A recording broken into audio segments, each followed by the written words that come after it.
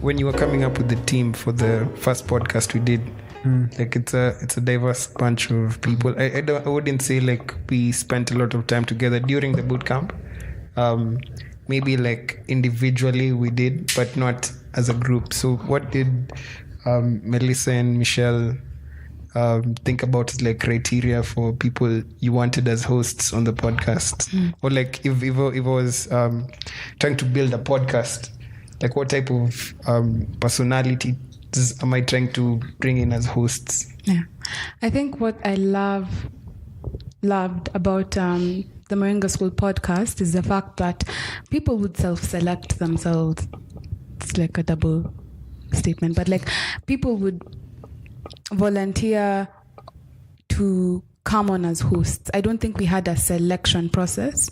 It's something that we just simply had a conversation about. But moving forward, I think it's important to have a podcast that's consistent with people that you just vibe with. I think that's the secret sauce. I don't think it's about, this host, this person talks about such topics, so they'd make a good host. I don't know what a good host is. I'm not a journalism student. I didn't study communication, but I love conversation. So I think anyone who loves to have a conversation, I think a good host is someone who listens as well. So in as much as you're talking, or scripting or trying to sort of curate a conversation, it's also important to listen, actively listen. Yeah. What about you, Michel? Yeah, I think all that you said, and also for me, it's basically a learning curve right now, because I think that people don't only learn in school, they can also learn when they interact with other people. I think I keep on emphasizing the point of learning. I'm here to learn, basically. Yeah. So, yeah. And I think sometimes... the question was the self-selection process. So we didn't, what Melissa said, we didn't select, but I think what allows conversations to go is when people are open, people don't feel like they're tied. It's something about just speaking up about what you're passionate about. And the topics that we've discussed so far, they're things that we all go through, and it's something that people can relate to. And the conversations they're not scripted at all. What you hear is what you get, period. And I think the personality side, what? What you see is what you get. Yes, what you see is what you get. Yeah, because even if you approach someone in the streets, they'll have the same conversation with you. And yeah, same thing, listen, and yeah. I think to sort of give a wholesome answer to this question that Ahere asked, you basically, your question was like, what was the selection process? So, or in your opinion, what do you think makes a good host or a good hosting team? A good hosting team. Either. So I was the third person to join the previous podcast that we had, that's Moringa School podcast. And what happened is basically I found we were to go to an event in Westlands. It was about Bitcoin, I believe. Yeah. So I came in so that we could go together, and they were still shooting the podcast. And I was like, would you like to sit in and have a conversation? I was like, yeah. So, and we did. We had the conversation. I was like, that was a good conversation. You can join in. And it has been like that all along. And the common factor has been someone comes on as a guest or as a new cast, whichever way the situation is, and it's basically just happens with their level of rationalism and ability to sort of argue and support their arguments. If you can prove that you are a rational human being that can stick with the conversation and just basically just push through. I'm looking for a good word for this. English came with a ship. Basically that's it. It's all about a host who is rational. I think rationality plays a very big part in it. And what fears do you guys have when it comes to podcasting? Because I feel like a lot of people that I speak to are very excited about starting a podcast. They want to have conversations that revolve around the industries that they work in. they want to shed light on things that are not really spoken about, but they don't really know how to go about it. So I think for me, one of the main fears was making a comment that you might regret later on. Did that happen to any of you? Does that still happen? Like, do you always feel like, oh, should I say that? Just that self-doubt. And I think that's one of the things that you should try and overcome when you want to start a podcast. I don't know if any of you have any tips. When we recorded the first 5 episodes, I was very hesitant about releasing that content to the world because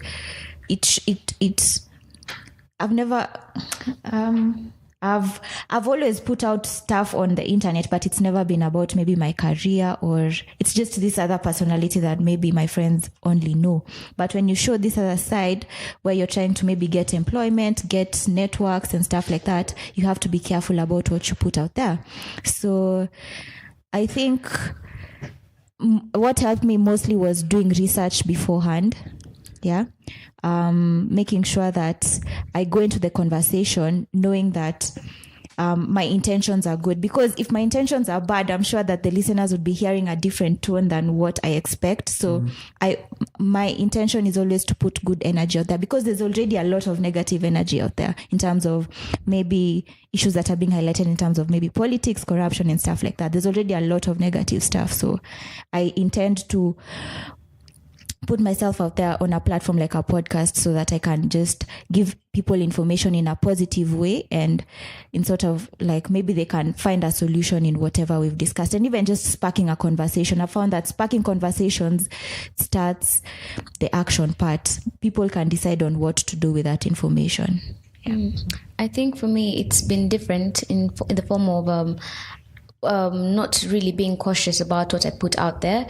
Reason being, high chance out of 7 billion people, there's one person who will agree with me, and it doesn't necessarily make my opinion wrong. So by me airing it out or saying it out loud, I really don't have that, as long as it's factual and not hurtful into a certain belief. I believe that whatever I say, I won't be scared to raise it, because I'm sure somebody else might have the same issue and they might be scared or shy to share it. So I think that's the mentality I go with. Like, yeah,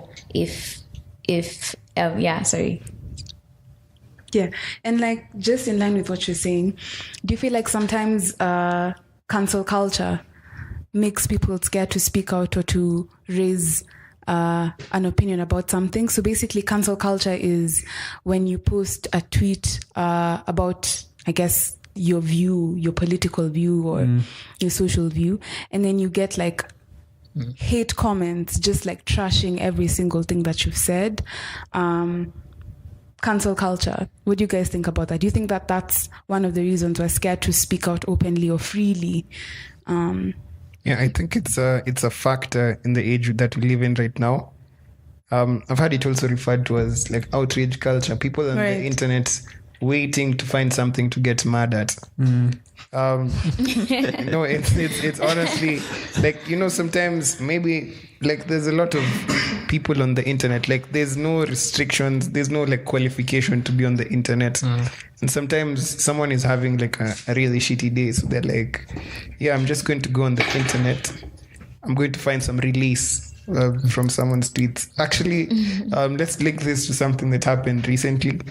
I saw a tweet, I think it was on Tuesday morning or something, or Monday morning, from Sam Kishuru of Nylab, speaking about unpaid internships.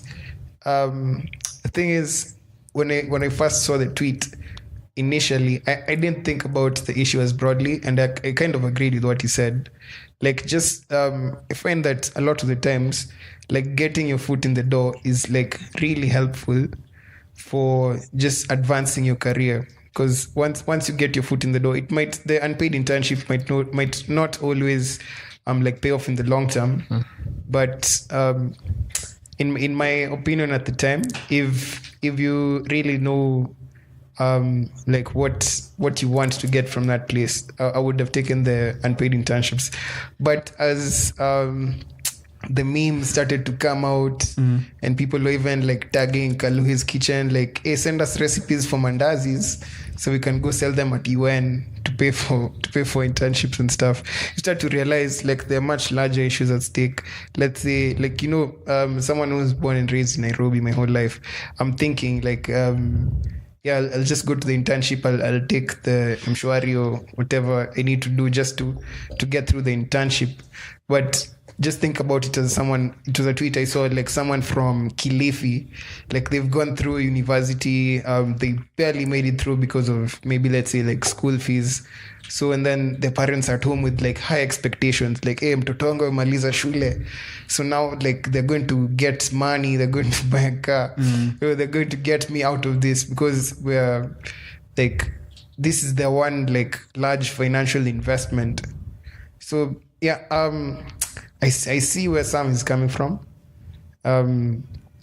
But yeah, I feel like that the, what do you call it, cancel culture is like affecting like what we want to see. I'm sure there are so many people who are like CEOs and people who are like in charge of hiring who share Sam's views.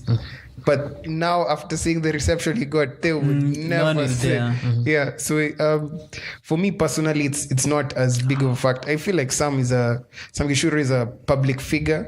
People are going to care more and look for opportunities to attack him. But I don't think like people are actively listening to my content to try and find stuff they can trap me with. So it wasn't as big of a factor for me, but I definitely like I'm aware of like the impact that cancel culture can have on content. For me, I'd say is because sometimes I tend to speak about very controversial things or put out controversial opinions, and without the opportunity to really articulate it well or explain it in depth, it can really be misconstrued as something very different. So I think that aspect of the cancel culture comes in place when it comes to that. So I'm normally very careful when it comes to what I say in public, away from guys I'm comfortable with or around with. So that really, to some extent, it's a form of self-censorship. It impedes the level of the depth of conversation I'd be willing to have, because or willing to share out there on a public forum, because in a way it's not really, like Kevin said, there are people who are out there to look for things that are actually, like you said, how did you put it, things that are triggering for them, so that they can lash out. Yeah. So for me, that's the one thing maybe I'd say that I was keen on. Yeah. Maybe to add on to Eugene's point, I'll get back to it. I've forgotten. Victor, maybe you can go. I don't know much. I don't worry much about cancel culture, to be honest. At the end of the day, it's an opinion. Everyone has his. So if people disagree with your opinion, that's their opinion of disagreeing with your opinion. It's also an opinion from their point. So cancel culture, I think if it doesn't bother me per se. What bothers me as a podcaster would maybe wasting people's time.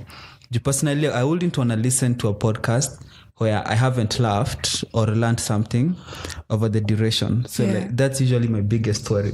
So whether I say something controversial, if I say something that will, for instance, create that sort of topple that domino of cancel culture, and everyone just goes on a rage. Like, people will do research. Like, think about the Sam Gishuru's example, for instance. Yeah, like people want, even that most people want that bothered or educated about the things that go behind into unpaid internship. Like, what circumstances leads a company to open such position? Is it predatorship from the employers? Is it they don't have the money, they are a startup, they need to do this thing? Or is it just someone just being a complete dick? Asshole. Yeah, asshole. You know, but when the dominoes fell, people got educated at the same time. Yes, there was rage, there was all of this, but people learned. people came to understand, as in employers came to understand that not everyone comes from Nairobi. There's that one Kilifi person. So maybe next time when they are doing this, they'll be considered, they'll be like, what's your background? What's your name? Then no, I cannot bring you on for this unpaid internship because it will be unfair to you. And I don't want to be something like that. You see, but without the backlash, maybe something like this would have never occurred to this person. So in terms of cancel culture, I mean, it might be brutal to someone who is receiving it, to the recipient of it, but at the end of the day, for it to happen, something must be very, what's the word? Something must make sense somewhere. Yeah. And just to add on to what you've said with regards to internships, paid or unpaid, I think as someone who's interning, you have to know when to quit or when to leave. Yeah. Because if you're not seeking any value, if you're not enjoying where you're working, you don't enjoy the company culture, it's okay to leave. And I think that's something that a lot of people aren't told. They're told, or just power through. Stay in a bad relationship, stay in a bad partnership, stay in a bad organization because of experience or exposure, or maybe it's going to get better in future. But I think knowing when to leave is very important. But when do you leave? Right? Like, that's the question. When do you quit? Because I'm sure, now that we've started a new podcast, I'm sure some listeners who have heard our voices would like to know, well, why did you leave the Moringa School podcast? What do you guys have to say? I think an interesting question. I would also love you guys to answer. You can answer it with either like in conjunction with the other question, or instead of it. When was the one time you really thought, God, this is terrible, I might leave this podcast? It doesn't need to be like a really big incident, but just tell us about the time that you are closest to leaving the podcast. I think I've never felt that, I need to quit. But right? I think for me, I've had very low moments, right? When you invite a guest and they don't show up, or you reschedule with them and then they don't show up. I think it's very, it's sad, it's unfortunate, when people don't communicate, right? Those are the low moments for me, when you're really looking forward to having a conversation, asking questions, learning, and it doesn't happen. It's disappointing, and it's something that I'm trying to learn how to managing disappointment. And then just, I guess another low moment, but a turning point for me was not to have interview-led podcasts. So I think even just as a hosting team, it's good to have that sort of working chemistry that, okay, whether you have a guest or not, whether you're conducting an interview or not, you can still have a meaningful conversation. What about you guys? Just to answer the question you had asked before about why I decided not to stay in the Moringa podcast. I think being the last person among us to join the group, I found it very unfair.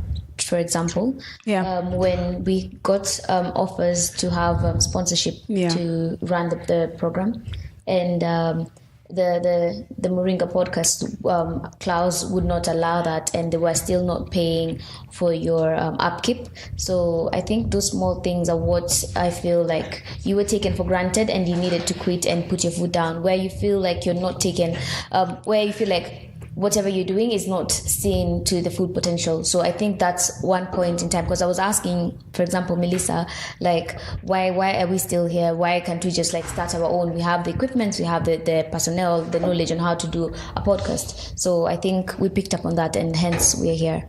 That's my view on the Moringa situation. And I think it's really important to be honest and transparent and authentic to our listeners. It's okay to talk about things that haven't worked out well. Not everything is rosy, and we can't always sweep problems or issues under the rug. So it's just, I think when, you're giving so much value, but I guess there's no sort of reciprocation. Reciprocity. But I think it poses a good question with regards to knowing when to leave. I think leaving in the right way is also very important. When you're resigning, if you decide to quit, do you guys think that's important? Like when you've had maybe a bad boss or you've worked in a company where the company culture sucks, what's the right way to leave? Because I think we all had that fear as a hosting team that, oh, okay, well, should we revisit the conversation later? Should we shelf the podcast? Like what's the right way to leave or to stop doing something and to pick up something else? I think let me take this and say, like, it depends, to be honest, with several factors. For instance, how angry are you? Let's be honest, you're all humans. And circumstances that may lead to your leaving sometimes may be so adverse that you just can't sugarcoat it for the sake of not burning bridges. I saw this thread on Twitter when NPM laid people off due to some changes that they were doing, and it was such an inopportune timing where people had the option of buying their shares. There's something like that. I never did much research about it, but basically they just fired people at a time where really should not fire people. Yeah, and without proper notice, with 2 weeks of severance pay. I mean, it was just the right sort of circumstances to fire someone. I don't know if that exists, but yeah, you see, like in a situation like that, you don't expect people to be like, I'm very grateful for the opportunity. Like, you have to burn that bridge. You don't want to cross over it again. But in other circumstances, maybe the company did nothing wrong. It just didn't work for you. For instance, maybe you're an educator, for instance, maybe, but the subject that's being taught in the company you're working on is not your thing. See, like, the company is not doing anything wrong. They are teaching people. The people who are being taught are learning, but it's not just your thing. Then in that case, you can live on good terms because it's the right thing to do. That's just my view. Right. But anyone else on burning bridges? I think that just one thing that has helped us, what I've seen in all of us, is that we have the confidence, we know what our value is, and we know we don't necessarily know where we want to go, because I think that when you start something, you have this idea in mind that it's going to affect this type of people, but then you find out that it's actually bigger than you. So I think one thing that I've known is you have your own power. Let me just put it like that. Believe in yourself, period. When you move on from one like avenue to another, from one opportunity to another, I think that with maturity, I think a lot of bad things have happened to me in professional life and in personal life. So I think that 2019 has a different vibe. So I think that I've been learning how to be that word that we've been using, being rational, reasoning, seeing it, removing myself from the situation and actually seeing the situation for what it is. And by the time that you remove yourself and you actually see what you're being faced with, you have a chance to go in the direction that you want or stay in this other opportunity, which means that you'll be, I like freedom personally, and I think that doing this, it gives us more opportunity to just go into topics that we actually like to talk about. And there's this episode that we did on the Moringa School podcast, the last episode that we did with Stella Ngugi. I think she dropped a lot of gems on when to leave, and especially if you're in a company, and you can also apply it to just your personal life. So go check out that episode. It's really nice. And on that topic, first of all, let Eugene talk about it. For me, I was saying, when it comes to the issue of leaving, there's this problem we normally have, like a sunk cost fallacy.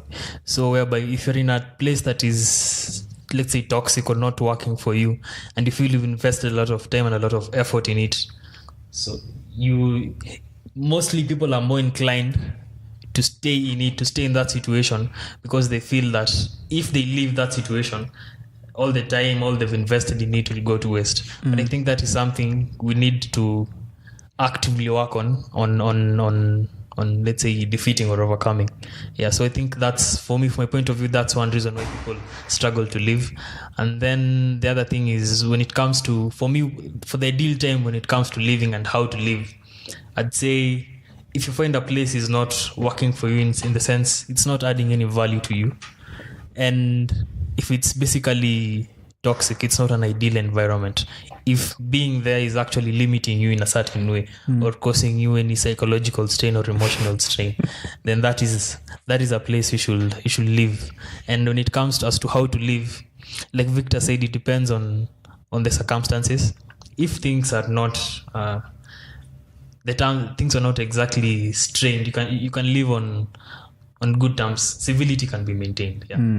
But when it comes to situations whereby, okay, from my point, I just say I prefer maintaining civility when it can be. When it can't, ban the bridge. Ban the bridge. Yeah. And I guess as we grow older, as we mature, we become better decision makers. Yes. So what red flags, or what are some of the red flags that you guys have observed when it comes to seeking employment or working for companies? Because I think, it's one thing to sit and, complain that a company did not see your value or they're not willing to pay for it in any way, shape, or form. But sometimes you have to ask yourself, okay, how am I responsible for this? I've put myself in this situation. Rather than blaming someone for not seeing your value, do you think a red flag sometimes can also be yourself? Like you didn't value yourself enough to ask for a certain type of compensation or a certain type of contract. Like, do you, what are the red flags? I think for me, sorry, one of the red flags when it comes to maybe companies or clients that you work with is flakiness. You speak to someone and they're very flaky. They're very, we're not sure, we'll get back to you. That sounds good. Keep doing what you're doing. Like there's no straight answer and there's no clarity in communication. I think that's a red flag. When you're doing an interview or maybe applying for a position or asking the company or people in the company questions and they're not so clear, sometimes I think that's a red flag. Yeah. I think a major red flag that I've noticed only recently is yes, that's way too quick, or like over enthusiasm from like your employer. I feel like legitimate business owners would be like more deliberate and just take the time, like getting to know if it'd be a good fit for their business. But shysters and schemers will just tell you, just do, just start Monday, do everything, and in some cases it might be love at first sight between you and the company. But I honestly feel like you should be really careful if you're getting a yes that you feel like it's too good to be true. Plus, in a company, there can't be love at first sight.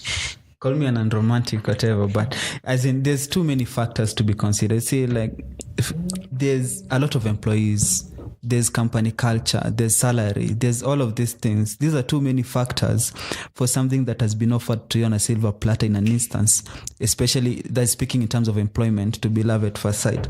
I mean, unless you're looking at the opportunity to grow like tremendously or to like have that big flower on your CV. Like, let's say Google approaches you.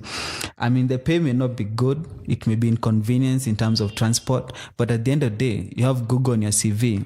See, like that's sort of a consideration you can make. But personally, what I wanted to say about it's red flags. It's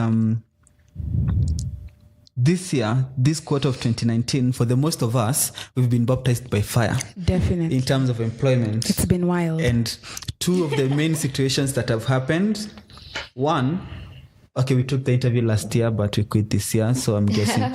Anyway, just cheza na mimi. One, it was a situation of being promised the world.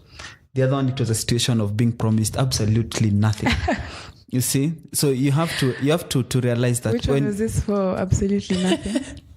Moringa podcast. Oh, Okay. Yeah, you see, like they did not come into the relationship, and one they came in full force. Because I didn't realize we're making a diss track today. Yeah, whatever. It just happened. Yeah. Flow with it. No, it's good to be honest. So, yeah. I think when you're considering employment, red flags, as in let's call them green flags, if the employer is realistic in the way they are approaching the situation. For once, they are not overstating the growth of their company. They are not understating it. They are being real.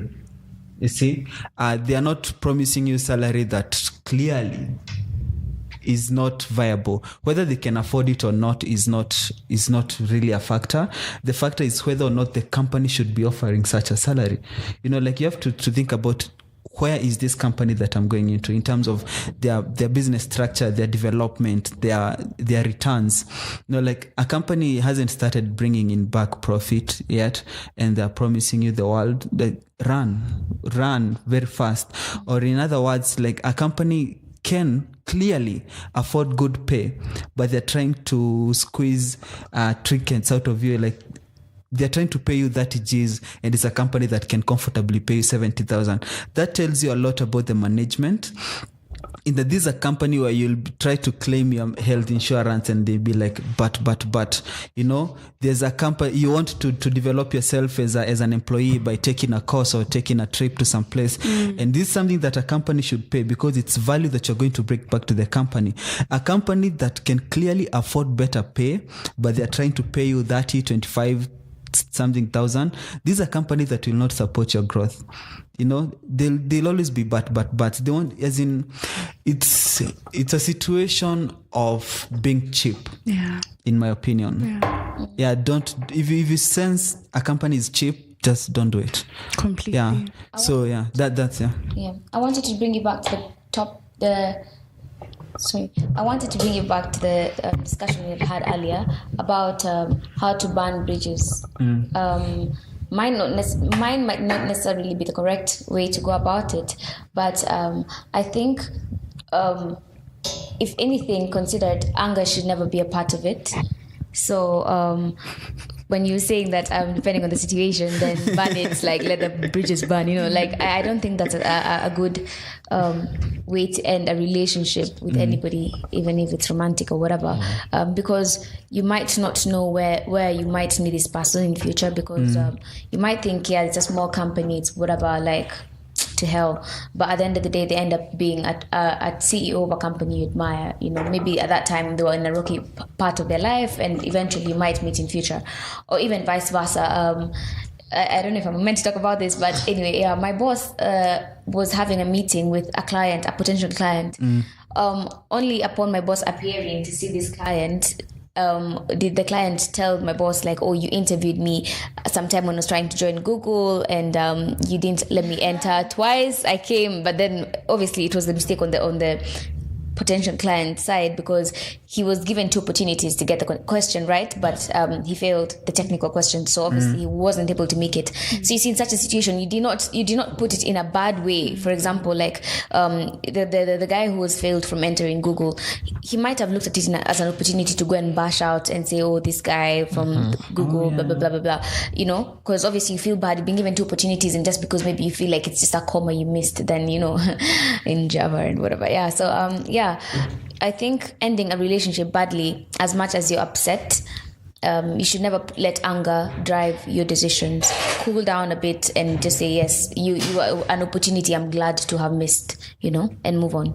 Yeah. Then in your situation where you come down and think rationally about how you're going to quit a job and you don't burn the bridge, then it will be advisable, or it will be rational to give feedback, in my opinion. Like, tell the boss, this and this and this is why I'm quitting. Don't send a no rosy and flowers letter about how you are grateful for the opportunity. Like, of course you're quitting because some bad shit went down. Like, don't be afraid to tell them. If they take it personally, then they're a horrible person that even if they make it in life, you're better off without anyway.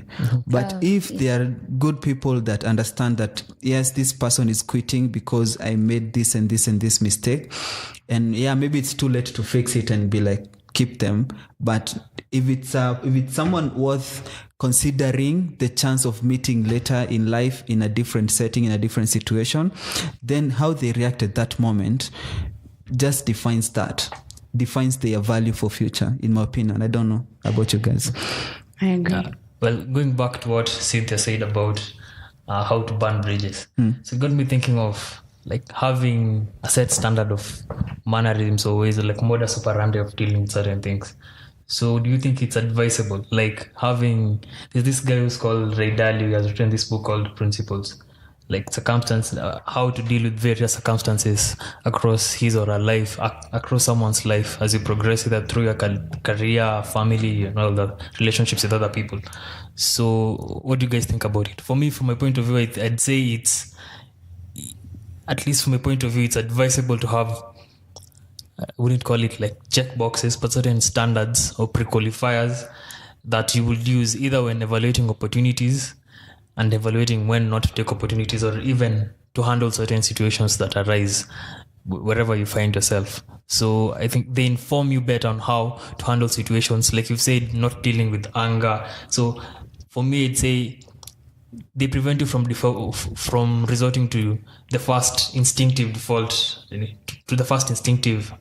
reaction, because you'd have like a default system of operation to go back to be a bit geeky about it. Yeah. Reset Windows.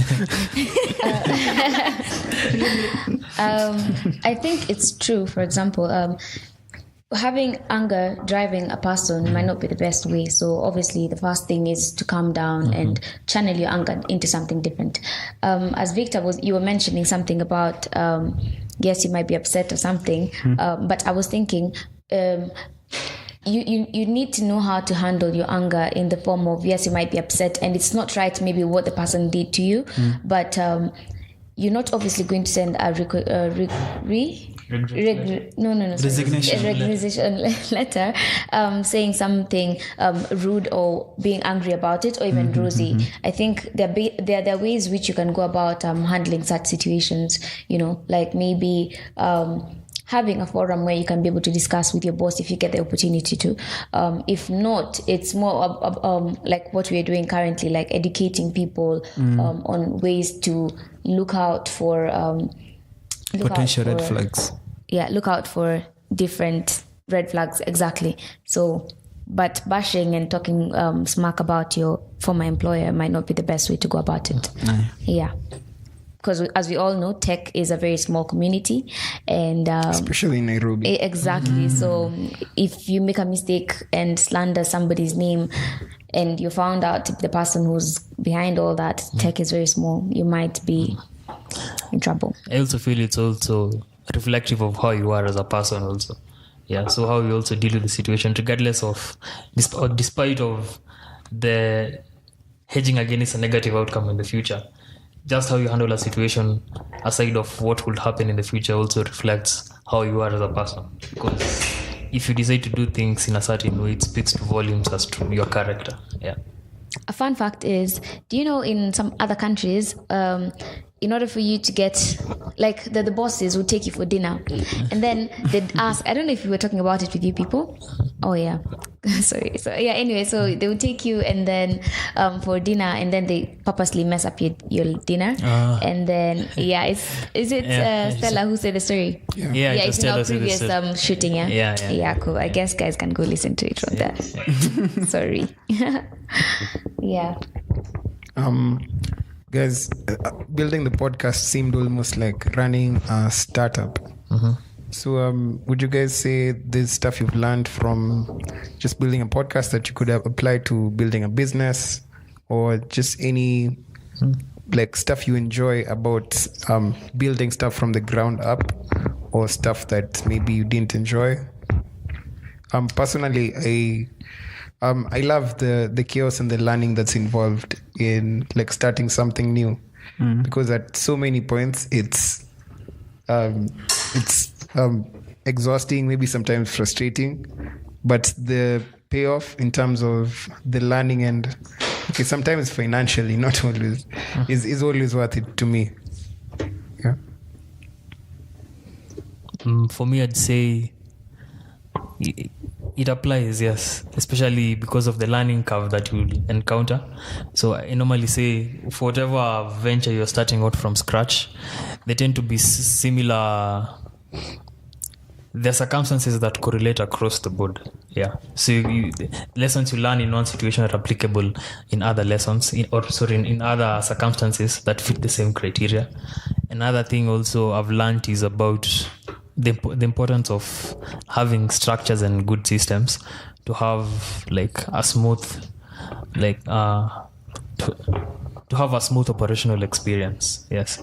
And I think actually I'd have to credit Melissa for this, because she really helped us with like implementing systems that really work. And I think that's also the good thing about having people from whom you can learn from. So you learn very different things from different people, yeah. And you upskill, yeah. Yes, Melissa, take it to the chest. But to your question, Kevin, I think for me, I've worked in a startup before where I had to be hands-on completely. If I don't work, I don't eat. So same thing for us guys here. If we don't work for this podcast, we won't get it to where it's supposed to be. So it's hands-on, it's communication. Communication is very, very important, especially when you're trying to... We all have different opinions, and especially when you're trying to push forward what you want to be seen or be heard in the podcast, you have to be very... very vocal about it, otherwise it will just get swept under the rug. So one thing that I've also learned is speaking up for myself. So yeah. And another thing is just compartmentalizing my time to make sure that I'm also doing other things that make me better. And that also, even when I haven't come to the podcast, when I have everything intact, they're just things that I've done before that have enabled me to be in this position right now. So yeah, I just think that as a startup, you have to be, as a startup, we are a startup, but you have to be very, it's just running your own business. Be prepared for the tough nights, the hard conversations. I think one of the things that I don't like is the antagonistic conversations, but you have to go through them so that you get to a point where you all agree, because it's just not a monolith that's being portrayed, that's being sent to, I don't know. We're not a monolith, so I think it's also important for us to also have our imprint in whatever we are trying to do. Yeah. I think for me, maybe it's accepting that there are no shortcuts. Yep. Like building a listenership, if that's what it's called, takes time. And then trying to like retain listeners. So making sure that you're doing your research, you're trying to be entertaining but informative at the same time. I think there's no shortcut to that. You can't engineer your way or automate your way into having many listeners who care and who value what you're talking about consistently. And in terms of like running a startup, I think, just trying to align your objectives as a team. It's okay to not always agree on everything. I think conflict is good to some extent, because you get to... Sorry. I saw Ahere, so I was like, wait, what? Sorry. You'll have to just you cut that part out. Sorry, the brother was calling. The part for consistency, yeah. Just where was I? Conflict is and good. That phone call got me distracted. Yeah, conflict is good to some extent, because you get different views and you're able to also get feedback on what you may think is right. So I think just being coachable, learning from others. I think learning from others is a skill. Being coachable is a skill that has to be practiced. It's not easy to receive feedback, and sometimes what you may think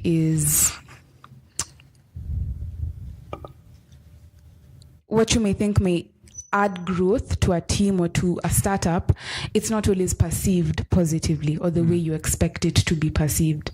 So sometimes you will say something to a team member and they'll take offense.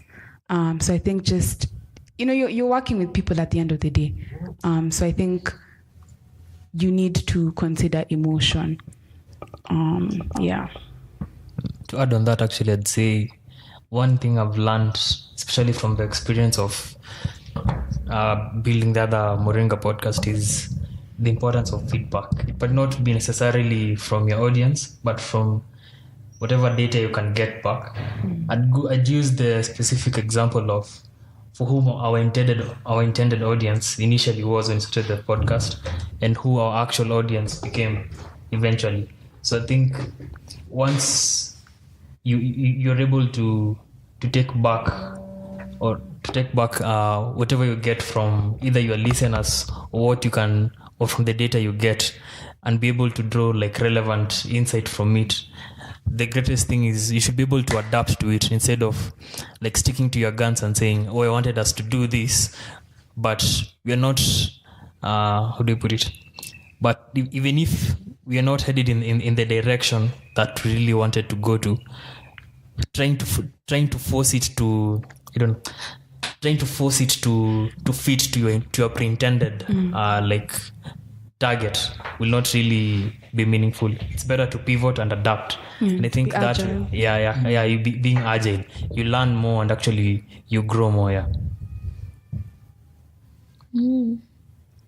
There's something else I wanted to say, but it's just lost.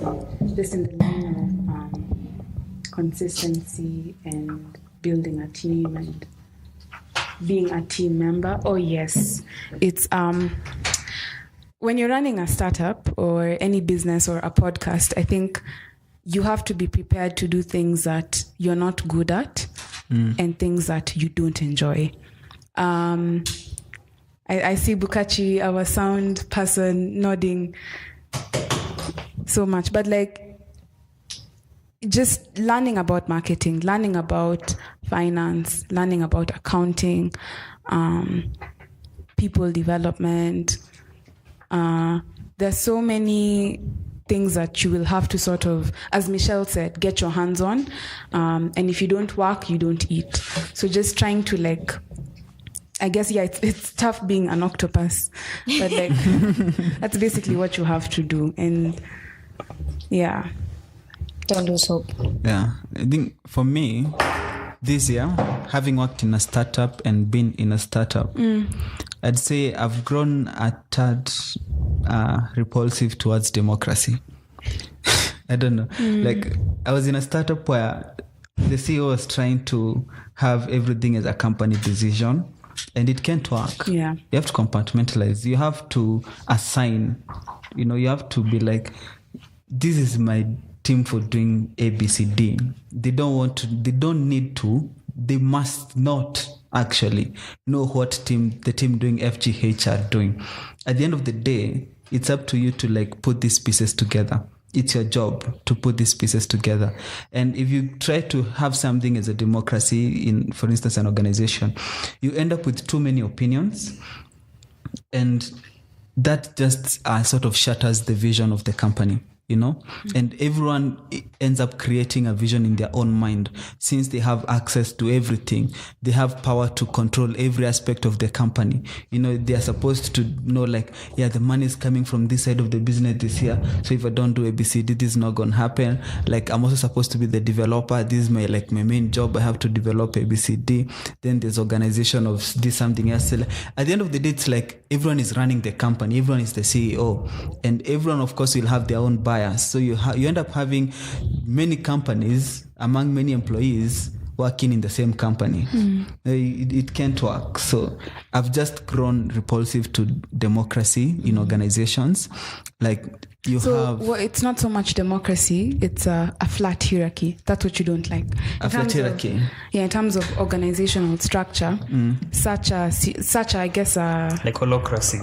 Yeah, no, you're just adding C to words. Political, like philosophical sense, but in terms of management structure and management theory, it's called a flat hierarchy where, like kind of like an open office. You can go say hi to the CEO, and the CEO can tell you what's happening with the company, and the finances, and but like.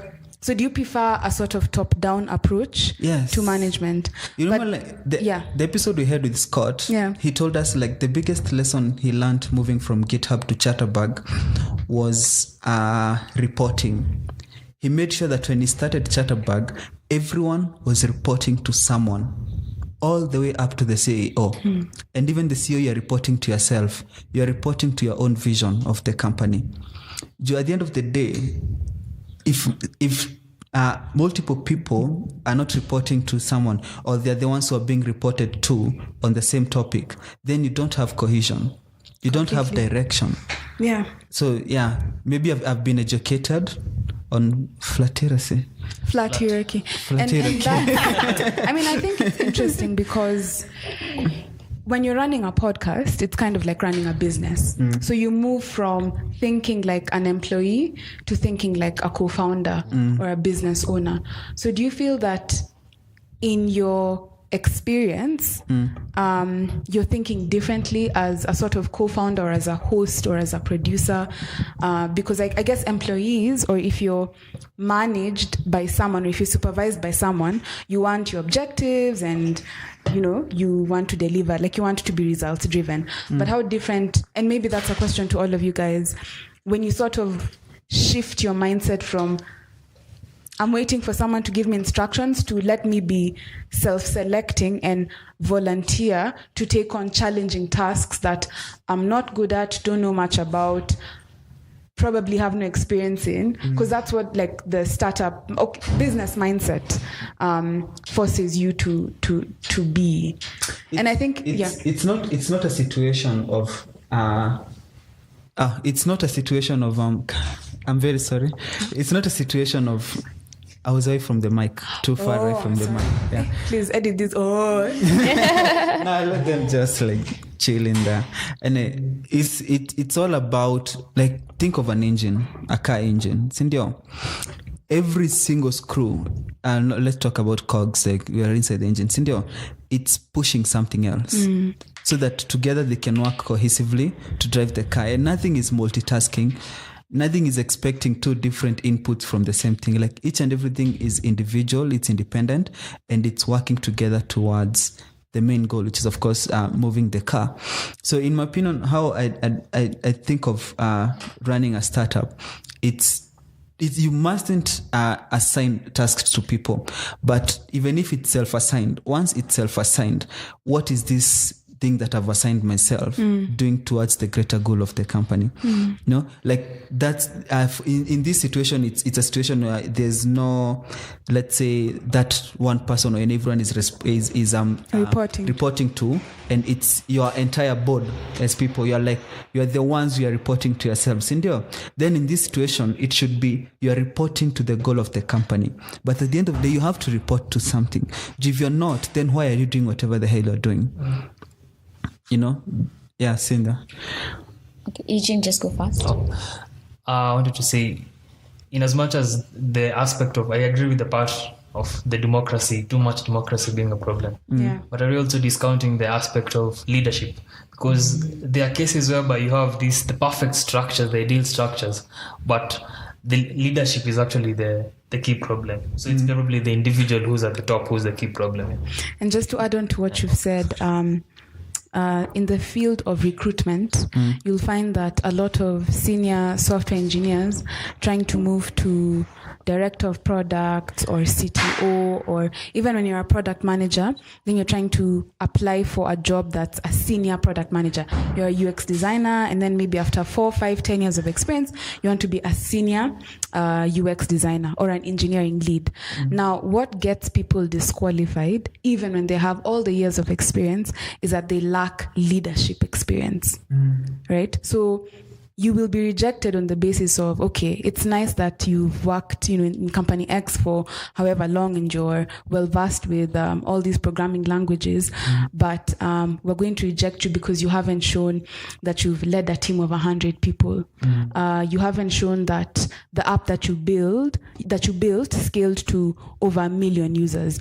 So you'll find that people are rejected because they have all the criteria, but they don't have experience in building scalable infrastructure. So that takes it's a leadership quality. It's a leadership mindset that you just need to have, I mean, it really depends on your aspirations in life. I think some people are okay with just doing one thing and being in one position, and that's okay. I don't think you should be shamed for not wanting to take on leadership roles, but just being cognizant of the fact that when you're not trying to, is it volunteer or self, like when you're not giving yourself self-driven, or when you don't take initiative to take on tasks, you're not working on your leadership ability, you see.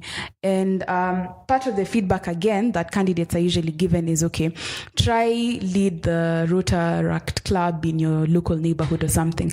Try I don't know, volunteer to lead a charity organization. Like, just immerse yourself in leadership roles or opportunities. I think that's very important. It could be the reason why you're not getting the job you want or not getting the opportunities that you want, even when you have it all. I feel like I've belabored the point. Yeah. So just as we wrap the episode, do you have any closing thoughts on Podcasting 101, or for potentially people who want to start a podcast, any closing advice? I think it's okay to experiment and make mistakes. Again, just bringing it back to what I said at the beginning. I don't think any of us have really studied the art of communication. I don't think we've studied the art of podcasting. You have to fail many times, and that's how you learn. You know, you learn through mistakes, you learn through failure, you learn through things not working out well. So it's just allow yourself that room to experiment. That's my closing remark. If you're thinking of starting a podcast, don't second guess yourself. Don't spend too much time planning out like 100 episodes. Just get started. And yeah. For me, it will be ready to throw your script out the window. The conversation doesn't always go how you meant it to be. If you're planning on having an authentic podcast that's not scripted, don't write the script in the first place. I mean, do your research, know your audience, know your topic, but just talk about your topic and let it happen. In my opinion, when you script it, you'll end up with a lot of cut points. Like, you have this point that you really want to flow, but you like, my script says I need to change off to this other, and you're like, but what about, like, it will be very disjointed. So know your audience, know your topic, know your research. But if you want a flowing podcast, just be ready to throw a script out the window. I think another thing is, we have freedom of choice, but not freedom of consequence.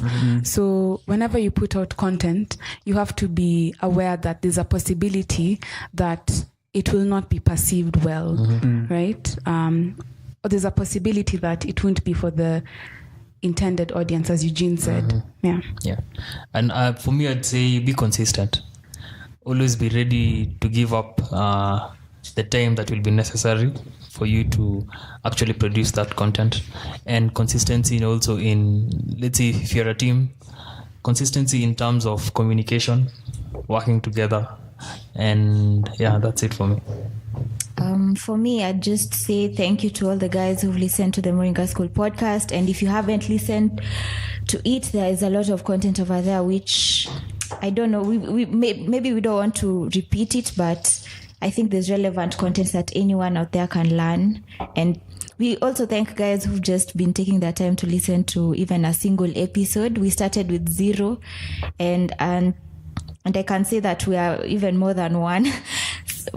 We have more than one listenership. So you guys, maybe you can give us feedback on what you'd want to listen to. And we also, personally for me, it's been a learning experience, and I hope that anyone out there who's listening, you can learn as much as you want and speak up about what you feel confident or not so confident about. Be willing to learn, as Melissa said, and do not, as much as you have a vision, don't limit yourself, and be flexible to anything that might happen in terms of like opportunities that might arise in the middle of wherever you're going to, and just be open, and don't remember your why.